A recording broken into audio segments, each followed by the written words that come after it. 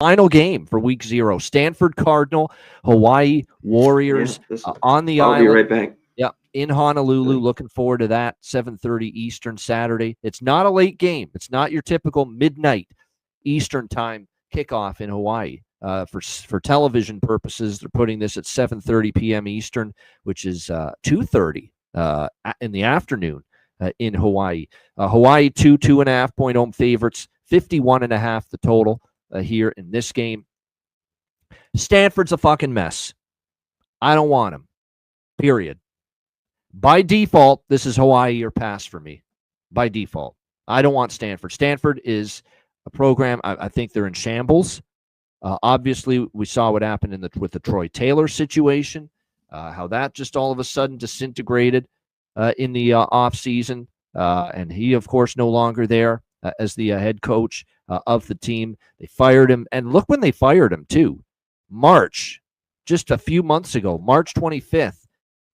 Because of an investigation where alleged bullying of members of the Stanford AD by Troy Taylor, and they found enough there to get rid of him and fire him. So, like I said, all of a sudden, and it's not like they fired him in late November or December, right after the season. You fired him in March, so you've got a quick turnaround here.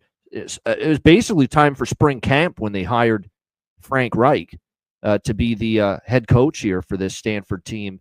And I don't like the hire. And this is not anything against Frank Reich. And I know he's only an interim coach. He's not going to be here for long. They're going to look for another head coach. But you're going to take a guy that's all these years been, coaching in the NFL, and now ask him to coach, kids.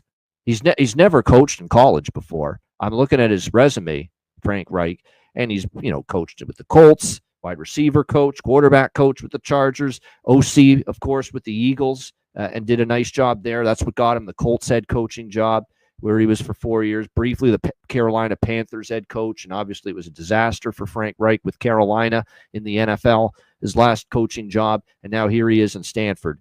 Like I said, I think it's not a panic hire, but this is just a stopgap hire, period. That's exactly the way I see it here for Stanford going into it. I'm not a big fan of the guy that's won the quarterback job. I'm not shocked he won it. They announced last week he'd won the job, Ben Gulbranson. This is a guy that's been at Oregon State, the last few years. The numbers are mediocre. You look at the 3 seasons where he got significant games. Well, actually, the first season he got significant games, 10 games in 2022, 9 touchdowns, 5 interceptions. It's not a great ratio. Completion rate's not bad, 62.4. But then again, the completion rate dipped after that down to 60%. And in his last 2 years, he started 6 games at Oregon State, 2023, 2024 combined. And his touchdown interception ratio, an even 5 touchdowns, 5 interceptions for Ben Gulbranson there in his last couple of years with Stanford, with Oregon State. Now the starting quarterback for this game here for Stanford. So I don't have a boatload of trust or confidence necessarily in him. There's just a boatload of turmoil coming out of this program. And it's ridiculous they're in the ACC, but that's another story. But yeah, just a lot of turmoil. It's just, Troy Taylor gone, and now Frank Reich.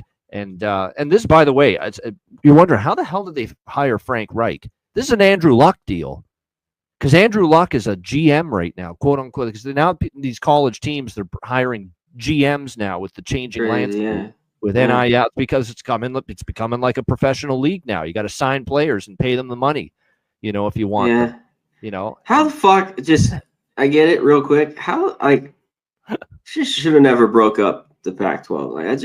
It's just fucking ridiculous. That's what talking about fucking Stanford in the fucking ACC. It's just like, hey, what do I know? Go ahead. Sorry. So Frank Reich's not a dummy, but he's, like I said, he's just never been in the college game before, and you know what that's like. Doesn't mean automatically the guy in the NFL it's going to work in college. We've seen that multiple times in the past. Not to mention, like Ben Gulbranson, like I said, that's a mediocre quarterback. I know Frank Reich works good with quarterbacks, or at least he did, at times at the NFL level, but we'll have to wait and see. The offensive line, is not bad, but boy, oh boy, there's a lot of weakness at run. The skill positions don't look great. I'll be honest. There doesn't look like a great lot of speed. Doesn't look like there's a lot of high-end ability with the running back room or the wide receiving core this year. That's definitely a little bit concerning in my mind. Like I said, the offensive line is solid, but again, those skill position pieces, that's where some questions lie for me when it comes to Stanford. Micah Ford, Cole Tabb, your running backs. After C.J. Williams, kind of question marks in the receiving core as well. The defensive side of the football last year, just horrendous. 122nd points per game allowance last year for the Stanford Cardinal on defense. And that is where they were just absolutely abominable, miserable, horrific, whatever word you want to use. They couldn't do anything right. They couldn't stop the run, and they couldn't stop the pass either. They were shredded on the ground, shredded through the air. Definitely ugly numbers all around for the Stanford Cardinal last season. Now, they do have 8 starters back on defense, but when you're talking about defense that sucked last year, how happy are you to have 8 starters back? That's going to end up being, if they're bad got starters. A corner or two, but that's about it. Secondary is the best group, the best position group on paper, no doubt. There's experience on paper. Guys play there, yeah. But they're horrible. I mean, they've been the worst. Yeah. Get pass team the last couple of years. Yeah. So I mean, I don't know what to make of it. Yet it's still the best position group unit on the defense. Yeah. It's the second on paper, and yet they still weren't very good last year. And the D line is starting from scratch. The linebacking core is revamped, so don't expect the front 7 to be really all that good. So teams can just line up and probably run the football pretty well against Stanford this year. Question is, will Hawaii do that? Because Hawaii is, run and shoot with Timmy Chang. They want to throw and pass. They want to be balanced. I've said it. I said it about Hawaii in the Mountain West preview. I like Micah Alejado. I think there's definitely a talented quarterback there. Now, we only saw it in a brief glimpse last year, him playing well. We need to see a larger sample size, obviously, of him being able to get the job done. But there's no question about it. Timmy Chang likes him. There's people saying he could be the best Hawaii quarterback, in a very long time here, since the Bryant Moniz days and even further back. There's some people that think we could be talking about Alejado being the best quarterback here since Colt Brennan. Now, that is some serious high praise, because Colt Brennan's one of the all-time great quarterbacks in Hawaii football history. And the current head coach of Hawaii is right up there in that category as well, Timmy Chang. He was one of the great quarterbacks in Hawaii history as well. So if Micah Alejado can come to anything close to Colt Brennan or Timmy Chang of Hawaii quarterbacks past, then there's potential he's going to be really good for them. But again, he's been good so far. It's been a small sample size and a very limited body of work to work with. But, when you look at the offense, he was very solid. He's 70% completion rate, no interceptions either. That's very impressive. Took care of the football last year, did Alejado as well. He showed some ability with the deep ball as well, which was great to see. He has his 2 top receivers back this year. Senecal and Ashlock are back. That's a good thing. The best top running back is returning as well. Landon Sims, 3 of the 5 on the O-line are back this year for Hawaii. This should be a really good offense, or at least it could be. I like Alejado. The running backs back and Sims. They got a good receiving core. The O-line's solid. We know this Stanford defense is depleted. I mean, there could be some points here for Hawaii in this football game on the island on Saturday night. The defensive side of the football for Hawaii, last year, you look at it, struggles again at times. There's no question. At times, I thought it was all right though. Yeah. It was better. I'll say that. Yeah. But still room for improvement. Better, but still room for improvement from them last year. I will say this year, this is as good a Hawaii defense, at least as good a situation on paper entering the season for a Hawaii defense as I've seen in a long time. This honestly, this should be the best defense since Timmy Chang's been here. And you could say this could be one of the better defenses Hawaii's had in the last decade. They got 9 starters back. They were actually pretty damn solid. Their yards per play numbers, were much improved last year. They've got a lot of their sack leaders back. They got a lot of their best tacklers back. So that's a good sign. No doubt. Now, again, last year, the defense was not great, but they weren't the horrible defense either. that they had been previously. You could see there were definitely improvements. Their yards per play numbers went down. Yards per rush numbers went down. Yards per pass numbers went down. The number of sacks they got went up. So there were a lot of things that were, improved last year, but they think they can even go further. And now Dennis Thurman is the new defensive coordinator here for this Hawaii team. Very experienced coach. And we will see if he can continue to get improvement out of this defense because, I definitely think this is a defense that can even improve further, CMAC, on what they did last year. So I bet Hawaii early on in the spring and summer. I knew Stanford was a mess. It was +1 at the time. I thought by now it would have gotten to 3, maybe even higher. It is not. And in fact, once it got to 3, we saw some Stanford buyback at that number, down to 2.5, 2. I would still take Hawaii. I don't like this scenario with Stanford at all. They're traveling all the way to the island. Like I said, there's a bunch of the defense was a train wreck last year. I think the offense for Hawaii could be very good, certainly by Mountain West standards. I like the potential for Alahado. I like that most of the O-line's back. I like that most of the receiving core, including the top 2 guys, are back. The running back, Sims, is back. They should be able to score points in this game. Now, if you're still worried about the Hawaii defense here a little bit against Stanford's offense led by Gulbranson at quarterback, then maybe you take Hawaii team total over. You isolate the team total. You could go that route as well. So in case you're a little bit leery still of the Hawaii defense, I would probably split it up. And I'm going to do that a lot more. I'm sick of losing spread bets or money line bets when my defense sucks, but my offense puts up points. I've lost bets like that before, putting the entire stake on either the money line or the spread, where here I am with Hawaii pick'em, and the last thing I want is all my money on Hawaii at -2.5 or money line, and they score 35 points and they lose 38-35. I don't want to be there. I want to split it up at the very least. Split it up between Hawaii money line spread and Hawaii team total over. That's what I'm doing a lot more of this year because that's happened to me a few times last year where the team total over cashes and the team doesn't cover the spread or doesn't win the game. So that's going to be what I would recommend now. Either you could like I said, I think at least below 3, I would still take Hawaii -2.5 or money line, but definitely have a piece of the team total over, because I do expect Hawaii to score some points here. CMAC, what do you think? Stanford, Hawaii.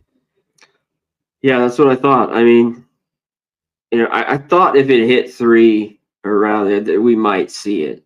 But or I was waiting too. If it gets there, we'll see the rest of the week. If it goes 3, if it maybe goes 3.5. I don't know. I still think, but this is Hawaii at home. This is where I want them. I think they've got it with the QB, the running backs, and I love the wide receivers that they have. I don't know how Stanford's going to really stop them. I just don't see it flat out. They lost their best D lineman and had like 7 sacks. I forget. He transferred out. And you talked about the secondary, and there's a couple all right guys. Wright's a decent safety, I guess. I mean, he had 3 picks. I mean, he's one of the better players they have. But at home here, I just think they could do what they can. And going through the Hawaii defense, they need to shore up some things with the run, the D line a little bit. I mean, that's normally Hawaii. They have those big Lions and Samoans that are pretty good because the secondary, I'd say, is solid. That's what they were better, especially in Mountain West play, was against the pass. So, the game could be competitive, but I think Hawaii gets there. I mean, the 26.5 is -120, 27.5. You're under 4 touchdowns. Is plus money, plus 105. So I think they get there. Might not go crazy, but I think they can at least get over that in this football game. So that's exactly what I looked at when I was looking at this, that they'll do enough here at home to get the win. Team total, and like you said, maybe we'll split. Now for Hawaii. Yeah, 26.5. Sure. And Hawaii, to end last year, they were good. I mean, they're just better at home. For them, sometimes they're catching points, of course, being here. The other Mountain West teams, but short number, I think they get the win here. Barely.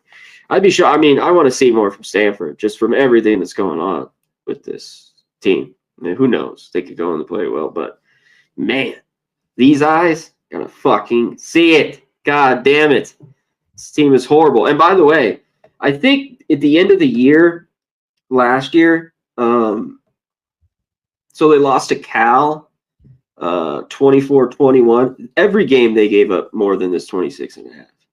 Most 40, of the games last year they did. 27, Yeah. 41, 31, now, I know New 40. Mexico's defense from last year, we all remember it was horrible. New Mexico's defense last year. But still, Alejado at home regular season finale, put up 38 points against that New Mexico defense. They won 38-30.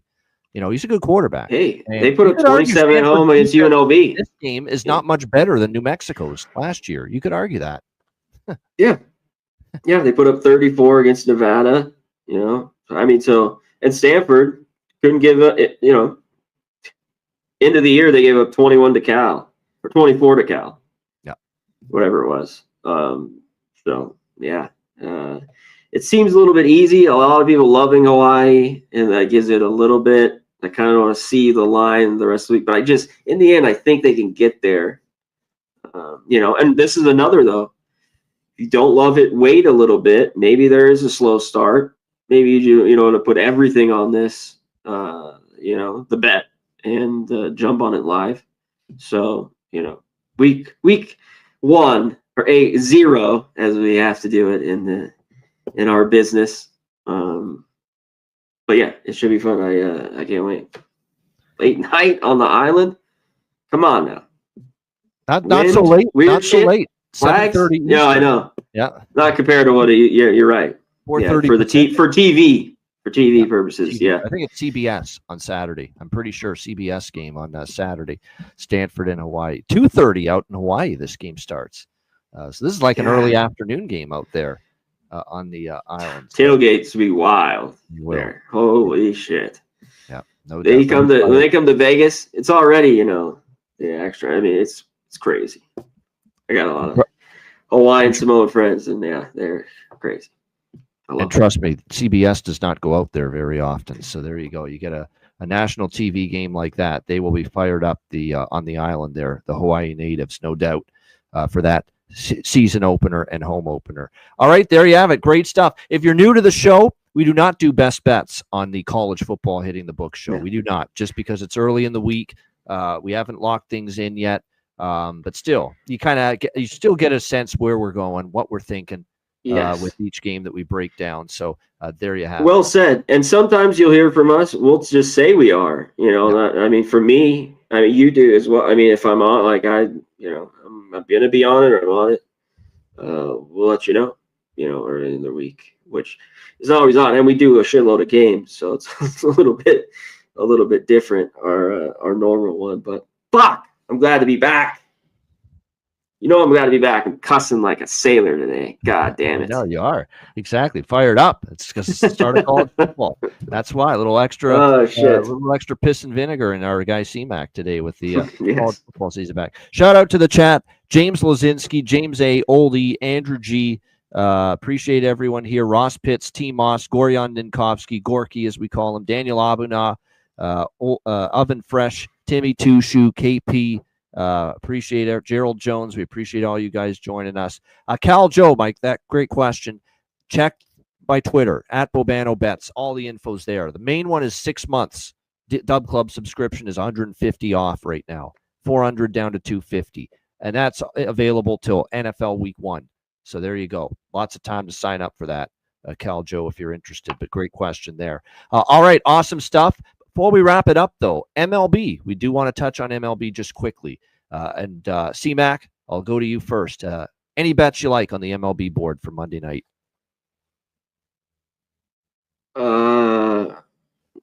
Nothing that not really. It is a lighter slate. Keep that in mind. I think the Guardians here are live. I think that game could go over as well. Williams has been a lot better on the road, and Gallen just hasn't. I was looking at Ramirez. I might be on a couple props in this game.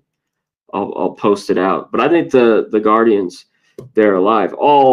It's moved a little bit back here to the D-backs. Yep. Now it's some places -120. All the money is on them.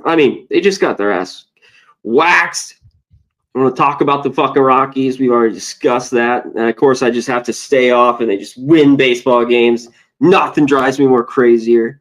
Like a madman. Fucking the last few days drives me crazy. That plus money. So yeah, that game there. There's others. Like I think the White Sox, they're just playing such bad baseball. The Braves are playing so well. That game I stayed off. You know, it was a game that I wanted to be on the under. I can't with the way Suarez has been pitching. You think this is a good spot for him to pitch well here at home, Havana, but he just don't look right. And Gilbert's the classic guy you want to fade on the road. I'll be honest, Seattle's on my card. I like Seattle. Okay. Yeah, I don't have enough trust in him. Can the Phillies, though? And after the Phillies score all those runs yesterday, it's kind of just it's a strange spot that I think could go either way, over, under, and or either side. Definitely in that game. You know who's I think the Orioles. I'll give you one. Well, Ian, what the hell are you talking about? You like Seattle? Seattle played Sunday night last night. Don't you usually fade that team on Sunday Night Baseball, playing the very next day? Come on, Williamsport, Pennsylvania to Philadelphia. It's the same damn state. You know, it's not travel's not that big of a deal. Yeah. Yeah. Orioles just playing good baseball. Rogers pitch. I think first 5. May off a very good start. He is better. I think we'll see. This offense can keep rolling. Barry, I'll give you one. There's my bet. O's first 5. I like Baltimore. I took a shot for a full game, but first 5 might be even safer if you want to take the bullpen out. But Trevor Rogers, he's a bet on or pass pitcher for me right now. I think so too. Yep, for the Orioles. Go ahead, take it away. Miami, San Diego, a brutal series against the Dodgers, but a nice bounce back. They slaughtered San Francisco last week. They probably do it again here in this series. Look, isn't that crazy how that works? Dodgers suck so much going into that series. San Diego rolling, and San Diego just can't beat the Dodgers consistently. Swept the Dodgers. Unbelievable. Rays did like this game with this low total, and I love unders. Like I think like Padres don't do anything, lose all those 3 games. Like I think they can get to Ray. Like this is a first 5 team total that I was looking at. Padres have been a little bit hit and miss for me there, which has shown all year that offense. And we just saw it a little bit with the Dodgers and some of the big guys. In those games, Machado and others just struggled. So, but that was kind of one. Ray on the road, walks. Padres get to him. So I was looking at that. Kansas City, I like a little bit too. I mean, it's the Texas bullpen is so bad, and Walk has just been so consistent at home. So I kind of like Kansas City there. I mentioned Seattle. I lean Cincinnati against the Angels because the Angels, have struggling again a little bit. And I'm with Connor Mack on what he talked about with that Cleveland, Arizona. I think it's an over 8.5. I got 8.5. Even at 9, I like it. That Guardians Diamondbacks over. All right, there you have it. Shout out to everyone. We appreciate it. Hit the like button on the way out. Real quick, I'll have the games broken down too. I'll clip them out too. Individual clips. Okay. Individual clips. Yep. We will have those out. So yeah, do us a favor, watch them, give us a like. We are back. We are back. We are ready. I'm excited for another football season, man, like you can't believe. So happy to be back talking college football. Hit the like button on the way out. For Connor Mack, I'm Ian Cameron. Have a great Monday night. Enjoy the games and good luck. We are back tomorrow, Tuesday, 5 p.m. Eastern, 2 p.m. Pacific, MLB hitting the books. And our next college football hitting the books show next Monday, August 25th at our regular time, 1 p.m. Eastern, 10 a.m. Pacific. Next Monday, and that'll be a long show, much longer than this one. So you don't want to miss that one as we get you ready for week 1. That's it. We're done. We'll see you tomorrow for another edition of Hitting the Books. Until then, class dismissed.